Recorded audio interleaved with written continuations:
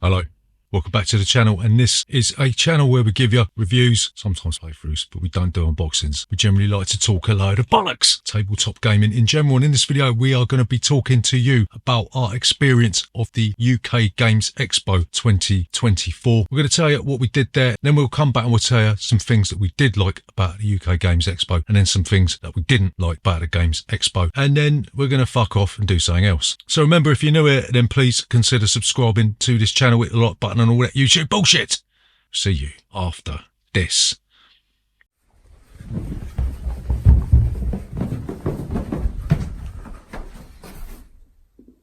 Bollocks.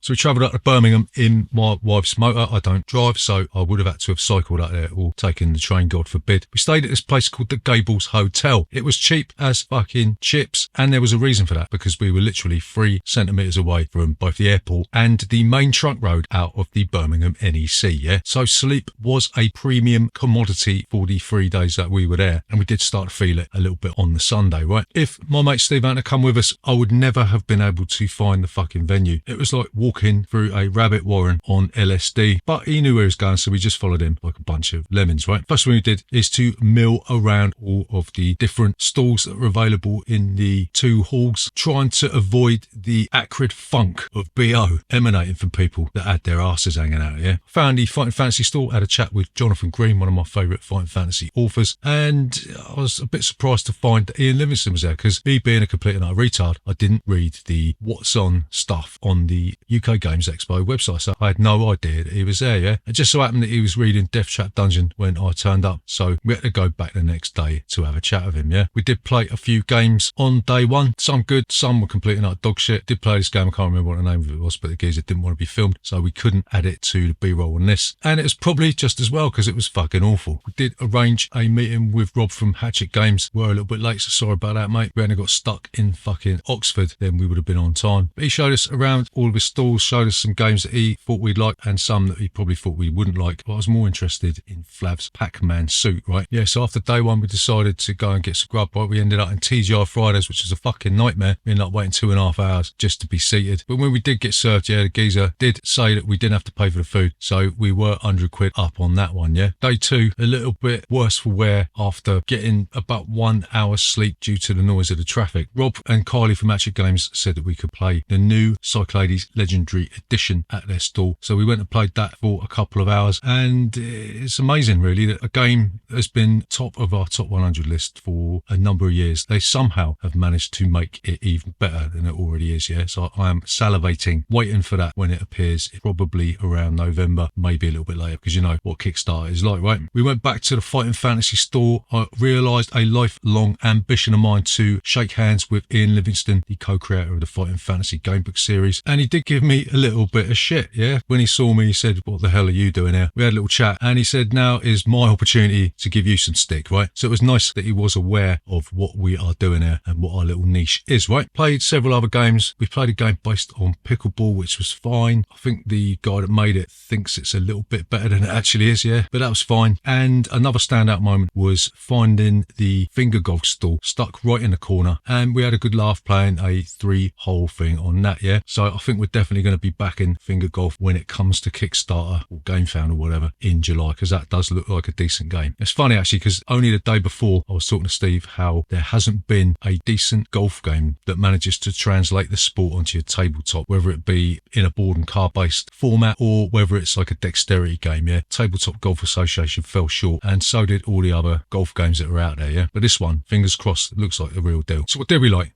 about the UK Games Expo?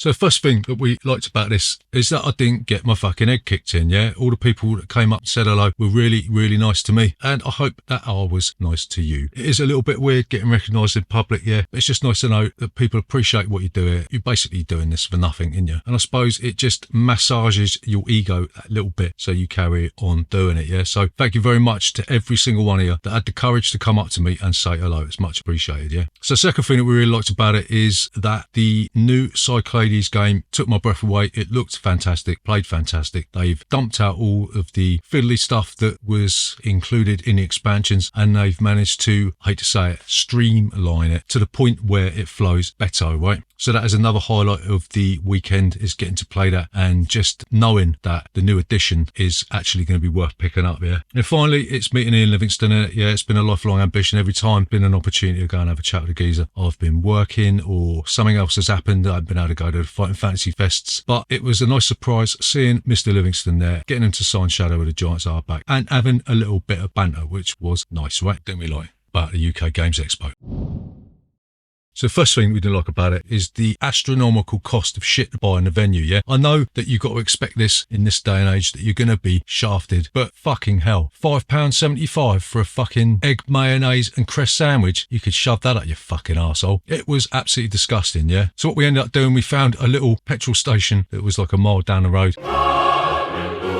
And we ended up buying loads of shit there. Someone did actually mention in the comments on YouTube, yeah, that they did see me standing at a Subway. They saw the look that you get when you feel like you're being extorted, and they didn't want to come up to me because they thought that I would probably tie them in, yeah, which was a shame. The cost of literally everything at the venue was basically daylight robbery, yeah. So second thing we didn't like about the UK Games Expo was, I suppose, the crowd, yeah. You felt like you were just shuffling around as if you were in an episode of The Walking Dead, yeah. And when you get that close to people, you can't help but take a lungful of their body odour, yeah? And that was a bit of a nightmare. Why people don't wear deodorants to these events, I'll never know. Surely you can get a can of Lynx Oriental from Tesco Express on your way there, right? But yeah, I don't think I'll ever forget the smell of acrid burgers emanating from somebody's armpit as they shuffled by. So the final thing we didn't like about the UK Games Expo is that we left the event with literally no games. I tell a lie, we did have a couple of lucky egg games that we got 2 for 1, so I'm not really going to count them, but the games that we had in mind that we wanted to take home with us, they didn't have them there. Like Windmill Valley, for instance, wasn't there. Most of the games we wanted to play were pre-order only, and we couldn't even get to demo a lot of them because there was like queues, or maybe you had to book a playthrough. So it was a bit of a disappointment that games that were available to look at, you couldn't actually pick up and take home, which sort of defeats the object, really. A lot of the games that I didn't know were going to be there, I can't remember what they were called because my memory is fucked. So to summarise, is the UK Games Expo worth your time and bother next year in 2025?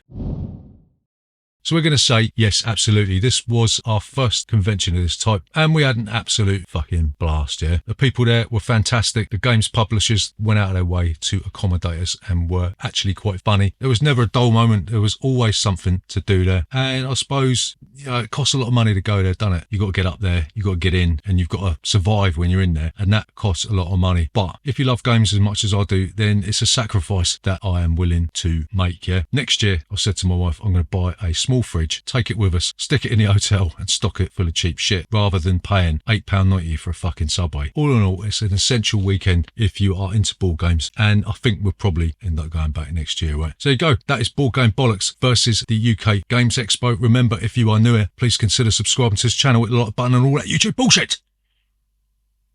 See you next time.